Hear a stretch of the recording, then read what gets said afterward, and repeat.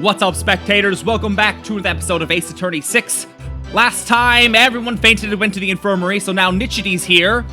And he's the one who's been altering the memories of Soren, but he still claims that it was what's-her-face, Miss Wyatt, who was the murderer. Rushed to the Vista deck, but the crime had already been committed. Hold it! Wait a minute. I thought you went to the Vista deck with Mr. Sprocket. Actually, that is not true. What do you mean? I found this out afterward, but Master Soren went to the Vista deck alone. He went out the escape hatch in the reception hall and went along the outside wall. What? You can't be serious. You mean Mr. Wright's addle-pated guess was actually correct? What's with the addle-pated? I suppose truth really is stranger than fiction. So, Mr. Nichidi, when you got to the scene, you saw Mr. Bloomsbury, Miss Wyatt, and Mr. Sprocket. Is that right? That is exactly right.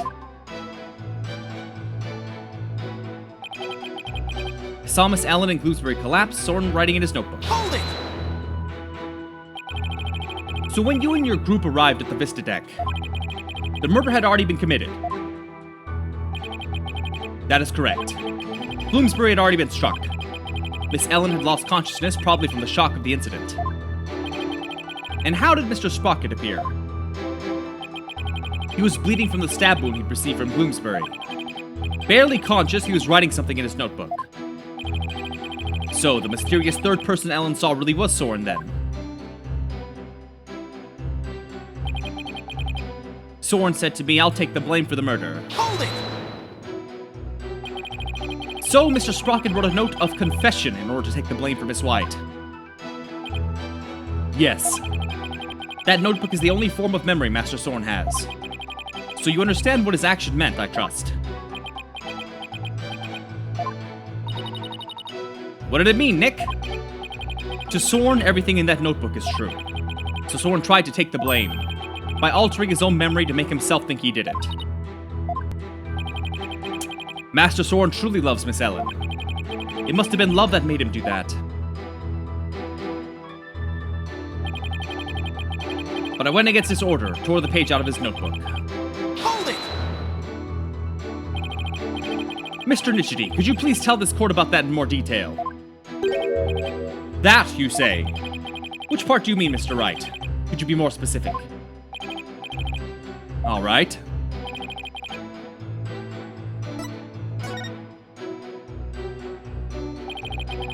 Why did you go against Mr. Sprocket's order and tear out the page?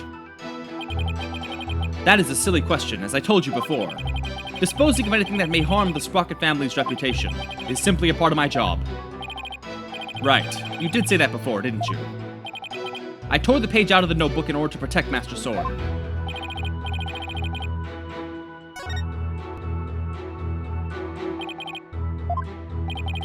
Very well, please add that statement to your testimony, Mr. Nichidi. I tore the page out of the notebook in order to protect Master Soren. Hold it! So, by tearing the page out of the notebook, you erased the memory of Mr. Sprocket, who was trying to take the fall from Miss Wyatt. I knew it went against his wishes, but I just could not let Master Soren bear the blame for something he did not do. As his butler, I believe that was the right decision for me to make. It was all for Soren's benefit then. I bet Pierce would do just about anything in the name of keeping Soren's image safe. So he's talking about the cover-up after the incident, huh? Right. That's information only somebody who was actually involved could know. So it might be a really important piece of testimony. I think so too. I'll really have to tread carefully here.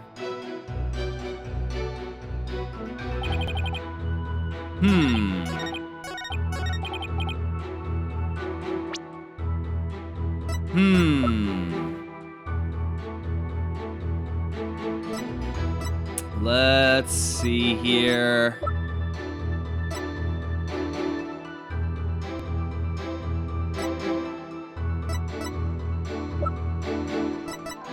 Objection! Nope.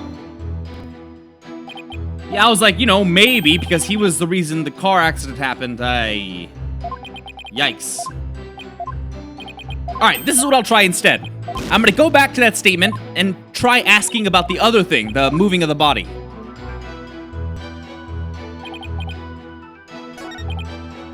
Hold it! So we'll skip ahead a little bit. Yes. Then we'll go to the hiding. Please tell me more about the hiding of the body. Very well.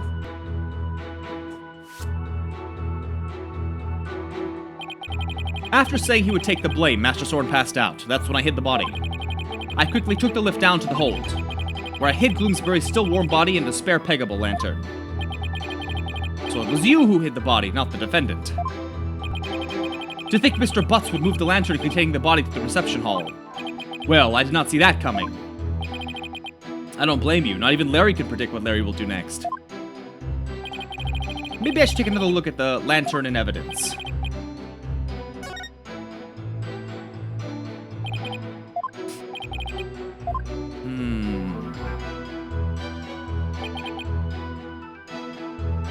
Let's try presenting the peggable. Objection! Could it be? Is that what happened? If what I'm thinking is true, then maybe I can prove neither Ellen nor Soren did the deed. Mr. Nishidi, you said the body was still warm when you hit it, correct? So then, what if Mr. Gloomsbury was still alive when you went to put his body inside the lantern?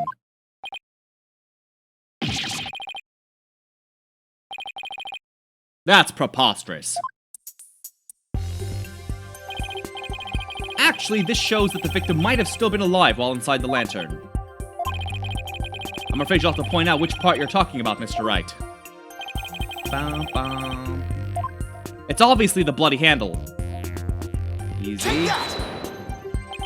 As you can see, the back end of the lantern is a door, and there's blood here on the wheel handle. Objection!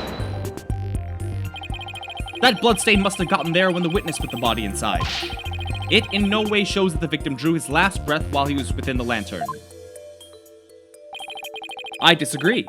For you see, in putting this lantern back together, the police inadvertently placed the inside handle on the outside, and vice versa. In other words, the wheel handles got swapped. Yes, they got swapped! But that's ridiculous. Not at all, if you compare the other male peggable lantern in the reception hall.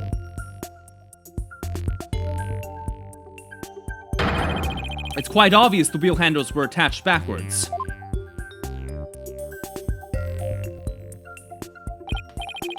The detective in charge of the restoration will see me in my office later! Sorry, Emma, and good luck. I'm sure she'd love to get punished by Edgeworth. In that case, what does the bloodstain on the wheel handle mean? The bloodstain didn't get there by chance. When the victim was put inside the lantern, he was only unconscious, not dead. When he regained consciousness, he probably tried to get out of the lantern. So he grasped the inner wheel handle, and that's when the blood got on it. This proves that the victim was still alive when he was inside the lantern.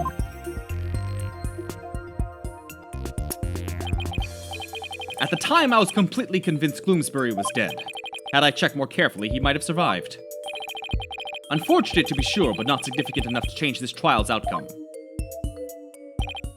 Again, I disagree. It actually has a very significant impact on this case. The victim was struck by the defendant, then died from his injuries sometime later. There's nothing more to it. Objection!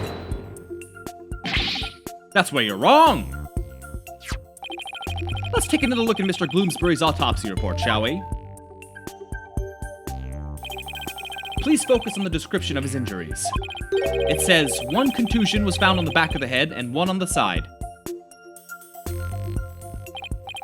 Yes, the one Mr. Sprocket gave him and the one Miss White delivered to finish him off. No, the defense would like to submit a different interpretation. The victim was knocked unconscious by the first blow and was then put into the lantern. What about the lethal blow by the defendant that the witness talked about? That didn't happen.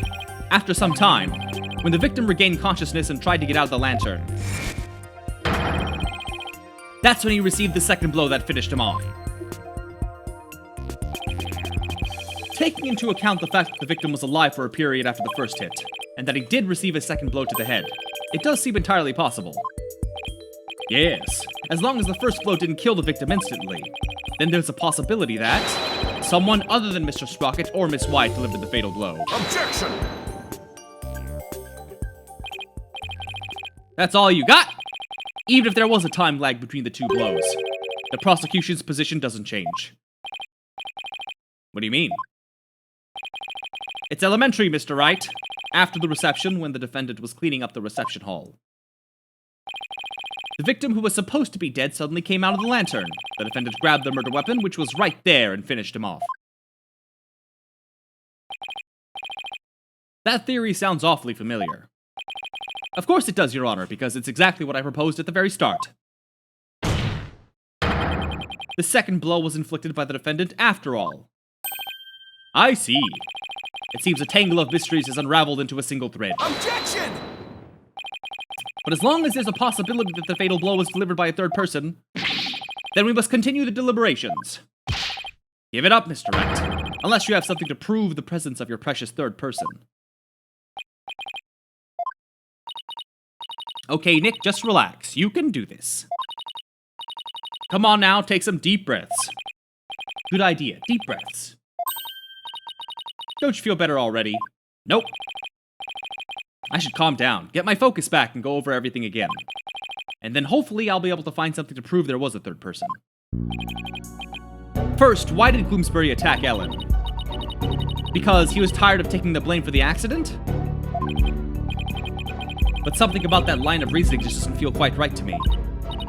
How come? Well, if it's just a personal vendetta, he had already stabbed Soren. So why then was he so determined to go over after Ellen? You're right. This whole thing feels too premeditated for a crime of passion. But Gloomsbury didn't seem to have a personal grudge against Ellen. If Gloomsbury didn't have a personal reason to attack Ellen, then... You've taken long enough, Mr. Wright. Now it's time for some action. What proof do you have that a third person was involved? I'll show you. I'm not completely sure of what I'm doing yet, but it looks like I'm out of time. This piece of evidence proves the involvement of a third person.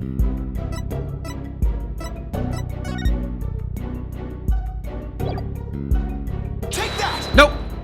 Nope, nope, nope. Oh, okay. Now I see why this note bothered me so much when I first saw it. It looks like a note outlining the murder plot. That note was apparently written by the victim. But why would he feel the need to write instructions to himself like this?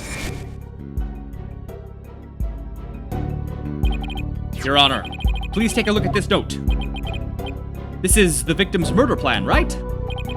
It's definitely a murder plan, but what if Mr. Gloomsbury didn't write this note himself?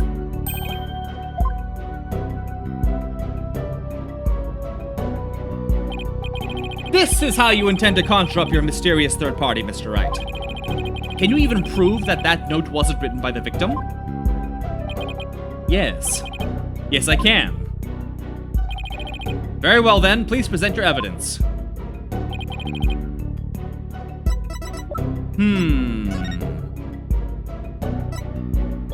Is it because he has blood on his hand? Take that! Uh-oh! Doesn't look like anything to me.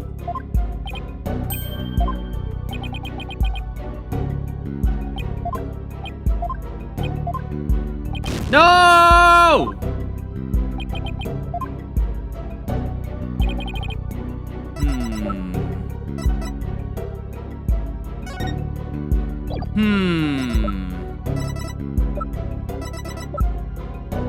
What is it?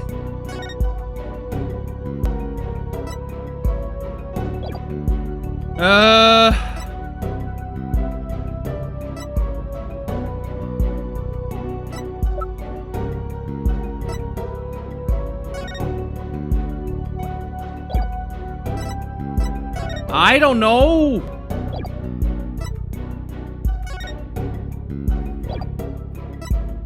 Photo of the reception.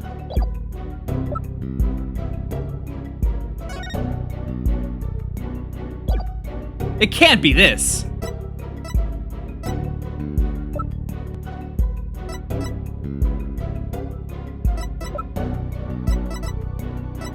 Take that! Oh, man, I lost. I don't know, man.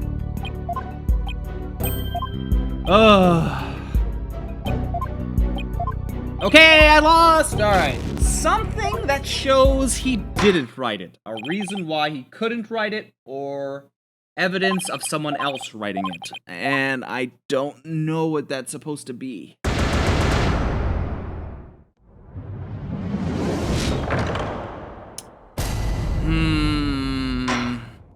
I thought she was in the infirmary. What the heck is she doing standing there?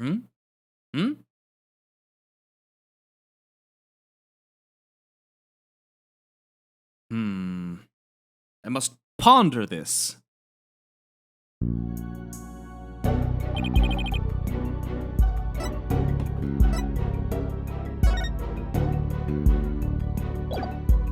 Didn't write the note.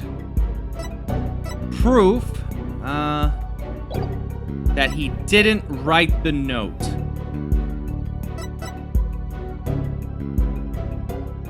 Take that! No, that would be too good to be true. Just presenting the same piece of evidence. Oh, yay. Take that! So stupid. Doesn't make any sense. This is the weapon Mr. Gloomsbury used to stab Mr. Sprocket. I was wondering what you'd pull out this time. Dare I ask what that could possibly have to do with the note? Mr. Gloomsbury's prints were found on this candelabra, and the prints were from his left hand. So, that makes the victim left-handed, correct? Exactly, Your Honor. The police looked into it too and confirmed as much. Now take a look at the smudge written in this note. Blech. Notice how the smudging only starts from the middle of each preceding line. Had this been written by a lefty, the writing would be smudged from far left. This means that whoever wrote this note was definitely right-handed. In other words, somebody other than the victim wrote this note. But if someone other than Mr. Gloomsbury wrote it, then what does this note mean? Mr. Gloomsbury followed this note to the letter when he attacked Miss White. So clearly this note isn't a murder plan written by Mr. Gloomsbury, but rather... these are instructions to kill Miss White issued by somebody else. Objection! If it wasn't the victim who wrote these so-called instructions, then who wrote it? Most of the people involved are right-handed, you know. He's correct. The majority of the family and their employees who were on the airship are indeed right-handed.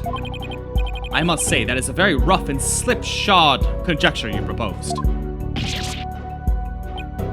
I admit I haven't figured out who wrote it just yet. Leave it to Mr. Edgeworth to go for the jugular. This culprit who ordered Gloomsbury to attack Ellen. What could their motive have been? Doesn't seem very likely Ellen did anything to incur anybody's wrath. Not too likely, anyway. In that case, it has to be about Soren. If somebody were to hold a grudge against Soren, what would it be about? The death of his sister, duh. I can understand if Gloomsbury felt resentful about having to take the blame, but the one who lost the most in that accident was Soren's sister. Soren suffered too, of course. He was crushed by losing somebody so precious to him. There's one more person. Someone else who must have held a grudge against Soren. Did you figure something out? I think so. I think this somebody else used Gloomsbury to try and get revenge against Soren. Did you say somebody tried to get revenge against Mr. Sprocket?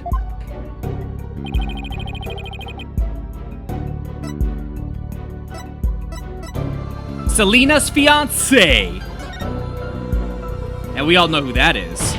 But we'll have to deal with that in the next episode, so stay tuned! And thanks for watching. Bye!